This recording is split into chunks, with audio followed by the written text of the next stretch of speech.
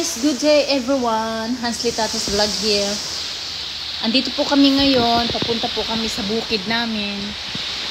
Ayan, palusong po ang daan. Medyo po nakakatakot.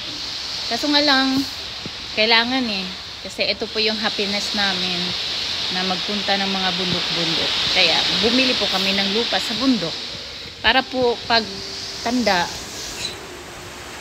may anuhan kami, tanim-taniman. Magtanim ng mga gulay, mga saging, at kung ano pa. Matagal na po kaming hindi nakabisita sa bundok namin. Kaya ngayon, bibisitahin namin. Medyo nakakatakot po yung daan kasi palusong po. Pero po pag okay naman. Pag umulan, nakakatakot kasi madulas yung daan. Pero pag ganitong weather, okay naman. Mag-iingat lang po talaga kasi po pababa siya. Kailangan po magmumotor kasi pag magdala ng sasakyan, sayang din sa gas kasi medyo malayo po. Kaya eto, nagmumotor po kami. Pag maulan, ayun, nakakatakot talaga kasi marami pong mga punong kahoy madaanan. Tsaka madulas yung kalsada. Pero pag ganitong weather, okay lang. Pag pauwi naman, paangat na naman yung daan.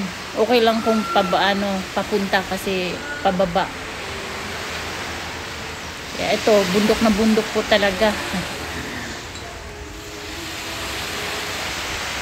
Medyo maliit lang yung daan, pero okay lang, semento naman Tsaka bibihira lang yung mga sakyan magpunta rito kasi medyo na talaga, bundok. Mas marami yung mga motor kaysa mga cars.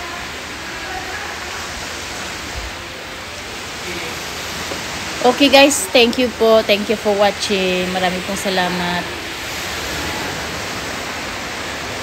Samahan niyo po kami sa video na ito.